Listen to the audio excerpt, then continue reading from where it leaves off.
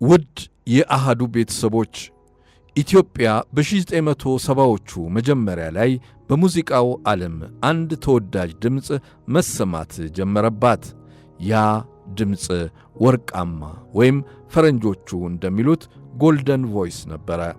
ራሔል ዮሐንስ የምትባል ድምፃዊት ከደርባባ ሰብዕናዋ ከግርማ ሞገስ ተክለሰውነቷ ትልልቅ ሐሳቦችን ከሚያነሳው ግጥምና ዜማዋ ጋር ተዋህዳ በቀላሉ በሕዝብ ዘንድ ተወዳጅነትን አተረፈች። ራሔል ዮሐንስ ስለ ታላላቅ የሀገር ባለውለተኞች ነገሥታት አዚማለች። የሀገሯ ኢትዮጵያን ታላቅነት በሙዚቃዋ ገልጻለች። ወደ ኋላ ወስዳን ጥንታዊቷን ኢትዮጵያ በዜማ ታነሳሳታለች፣ ታጫውታታለች። በዛሬው ኢትዮጵያዊ ስንክሳራችን ታላቂቱን ኢትዮጵያዊት ከያኒት ራሔል ዮሐንስን በጥቂቱ እንዘክራታለን። ጥበቡ በለጠ ነኝ።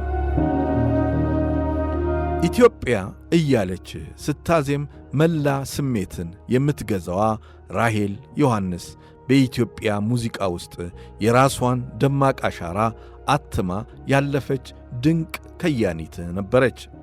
ኢትዮጵያ ጥንታዊቷ፣ ታሪካዊቷ፣ ሃይማኖተኛዋ ሀገር በራሔል ዮሐንስ ሙዚቃዎች ውስጥ በሰፊው ይቀነቀናሉ።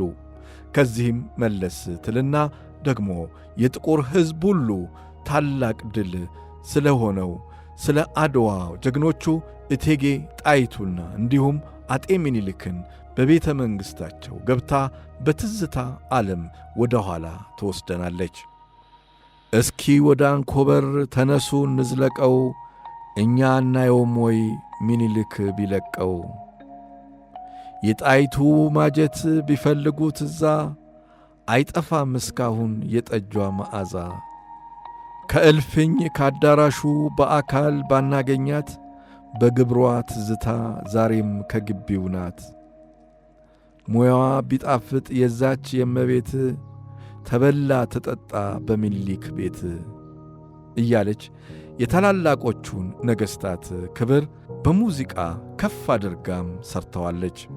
ወዲህ ደግሞ በነከተማ መኮንን በናስናቀች ወርቁ ይቀነቀኑ የነበሩ የአራዳ ትዝታዎችን እርሷም በደርባባ ሙዚቃዋ አራዳን ዘክራለች። የነበረ ሲቀር በነበረ ተክቶ ዳግም ክፉም ያልፋል ትዝታውን ትቶ። ያ ሁሉ ደስታ ፊቴ ይደቀናል፣ ሰው እንዴት በሄደው ባለፈው ይቀናል። ምነው ለአራዳ ልጅ ባልነበር ሞቱ፣ ያ ሁሉ ደግነት ቢቀር ቸርነቱ። እንደ ዋዛ ቀረ ዋ ስንቱ ዋ ስንቱ እያለች ታዜምላቸዋለች። ራሔል ዮሐንስ ከዚሁ ከአራዳ ሙዚቃዋ ሌላ ስለ ጥንታዊቷ ታሪካዊቷ ኢየሩሳሌምም አዚማለች። ኢትዮጵያና እስራኤልም እጅግ የሚያቆራኛቸው ታሪክ ያላቸው ናቸው። ኢትዮጵያ በርካታ የኢትዮጵያ ኦርቶዶክስ ተዋሕዶ ቤተ ክርስቲያን ግዛቶችን፣ ቅርሶችን ብሎም አብያተ ክርስቲያናት ሕንፃዎችንም ጭምር በእስራኤል አላት። ከእስራኤል ኢየሩሳሌም እንደመጣ የሚታመነው 10ቱ ትእዛዛት የተጻፈበት ጽላተ ሙሴ ወይም ታቦተ ጽዮን እና ኢየሱስ ክርስቶስ የተሰቀለበት መስቀል ደግሞ ኢትዮጵያ ውስጥ ይገኛሉ። ቤተ እስራኤላውያን ደግሞ በሁለቱ ሀገራት መካከል ድልድይ ሆነው ያገለግላሉ። እናም ራሔል ዮሐንስ እንደ ኢየሩሳሌም የሚለው ዘፈኗ ሌላም የጥበብ ቅርስ ሆኖ በሁለቱ ሀገራት መካከል ሕያው ሆኖ እንዲጠራ አድርጋለች።